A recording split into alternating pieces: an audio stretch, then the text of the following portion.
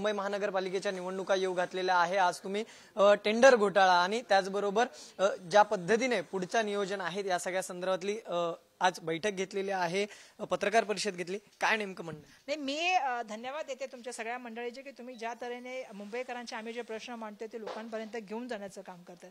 कारण मुंबईकरांवरती सातत्याने जे आहे तो मुंबई महानगरपालिकेच्या माध्यमातून अन्याय होतो असं आमचं म्हणणं आहे। लोकांना पाणी मिळत नाही, त्या ठिकाणी शुद्ध पाणी नाही आहे, आज रस्ते बरोबर नाही आहेत, ट्रॅफिकचा मोठा प्रश्न आहे, मुंबई महानगरपालिकेच्या घनकचऱ्याचं नियोजन नाही, गाड्या कमी आहेत, पण मात्र मोठी मोठी टेंडर निघतात। जेवढं मुंबई महानगरपालिकेचं बजेट आहे त्याच्यापेक्षा 3-4 पटीचे जे आहे ते टेंडर निघतात। टेंडर कोणाला जातात ह्याचं एक ज्वलंत उदाहरण आज आम्ही तुमच्यासमोर दिलं की एक मोठी पाईपलाईन लागते। 1 वर्षापूर्वी तिचं टेंडर 2000 कोटीचं होतं, 1 वर्षानंतर त्याचं टेंडर जे आहे ते 3500 कोटीचं होतं। बरं, टेंडर असं मॅनिप्युलेट केलं जातं की ते मॅन्डेटरी केलं जातं की त्याच्यामध्ये 150 किलोमीटरची जे आहे ते परिघामध्ये असलं पाहिजे ॲप्लिकेशन। का तर काही 2च कंपन्यांना ते काम द्यायचं असतं।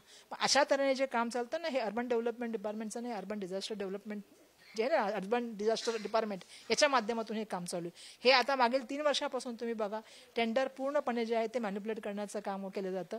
आम्ही मागील काळामध्ये सुद्धा सांगितलं की कसं कन्सल्टंटच्या माध्यमातून ते त्या ठिकाणी भ्रष्टाचार केला जातो संगनमताने। आज आम्ही सांगतो की कशा अधिकाऱ्यांचा आणि त्या ठिकाणच्या असलेल्या आणि याच्यामध्ये कोण धागा आहे, मंत्रालयापर्यंत कोण धागा आहे हे सुद्धा फाइंड आउट केलं पाहिजे। त्यामुळे मला अपेक्षा आहे की मुख्यमंत्री या सगळ्या प्रकरणाची चौकशी करतील। जे अभियान राबवलं त्यामधून हरकती सूचना आल्या, त्यावर जाहीरनाम्यात काँग्रेसच्या पाहायला मिळतील या सगळ्या मुंबईकरांना। 100% आमचं म्हणणं आहे मुंबईकरांचा आवाज उचलण्याचं काम मागील काळातही काँग्रेसने केलेलं आहे, येणाऱ्या काळामध्ये सुद्धा याचं आम्ही काम करू। आणि आमचा प्रयत्न हाच राहील की मुंबईकरांना आज जे सफर करावं लागतं, सकाळी माणूस निघाला की संध्याकाळपर्यंत माणूस व्यवस्थित घरी येईल की नाही ह्याचं एक टेन्शन, रस्त्यामध्ये निघालेला माणूस किती वाजता घरी येईल याचंही टेन्शन, दुसरं त्याला असणाऱ्या घरामध्ये आजूबाजूला असलेल्या सुविधांचा अभाव।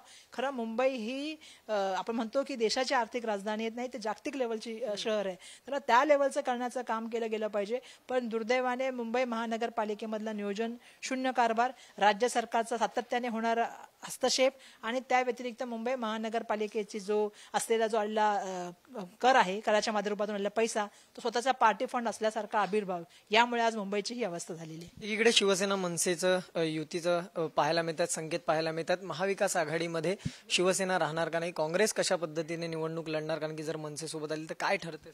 नक्की या संदर्भामध्ये ज्यावेळी चर्चा होईल, मी मागे सुद्धा मगाशी उत्तर दिलेलं आहे की या संदर्भामध्ये आमच्या ज्येष्ठांची जेव्हा चर्चा होईल तेव्हा त्या संदर्भामध्ये आम्ही येऊन तुमच्याशी बोलू। पण सर्वसाधारणपणे आमची भूमिका आहे की देशाचं संविधान रोपते असलं पाहिजे आणि सगळ्यांना बरोबर घेऊन जाणारी जी मंडळी असतील त्यांना बरोबर घेऊन जाऊ।